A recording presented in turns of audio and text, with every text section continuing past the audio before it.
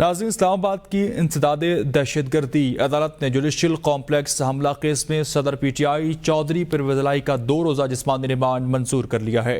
حکم نامہ جاری کر دیا گیا۔ اس حوالے سے اسلام آباد سے زمان مغل کی یہ رپورٹ دیکھیے۔ اسلام آباد کی انسداد دہشت گردی عدالت نے جوڈیشل کمپلیکس حملہ کیس میں پرویز الہی کا 2 روزہ جسمانی ریمانڈ منظور کیا۔ ڈیوٹی جج شاہ رخ ارجمند نے تحریری حکم نامہ جاری کیا۔ حکم نامہ میں کہا گیا ہے کہ پرویز الہی کو ضمنی بیان کی بنیاد پر مقدمے میں گرفتار کیا گیا۔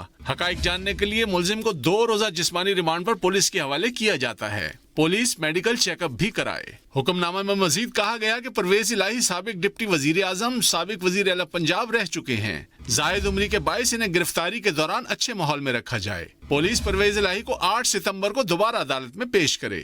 اہل خانہ کو ان سے ملاقات کی اجازت سمیت گھر کا کھانا مہیا کرنے کی درخواست بھی منظور کی جاتی ہے۔ اس سے قبل انسداد دہشت گردی عدالت کے جج شاہ رخ ارجمند نے پرویز الہی کے جسمانی ریمانڈ کی استدعا کی درخواست پر سماعت کی۔ وکیل صفائی سردار عبد الرازق نے بتایا کہ اسلام آباد ہائی کورٹ کا فیصلہ لے کر پولیس لائنز گئے، جہاں اسلام آباد پولیس نے گیٹ پر ہی پرویز الہی کو گرفتار کر لیا اور تھانے لے گئے۔ پولیس نے گرفتاری کی وجہ بتائی اور نہ ہی وارنٹ دکھائے۔ اس موقع پر پرویز الہی کا کہنا تھا کہ تھانے میں انہیں تمام رات سونے نہیں دیا گیا۔ وکیل صفائی کا موقف تھا کہ پرویز الہی سے سیاسی وابستگی تبدیل کروانے کی کوشش کی جا رہی ہے۔ چیئرمین پی ٹی آئی کی جوڈیشل کمپلیکس پیشی کے دوران پرویز الہی لاہور میں تھے۔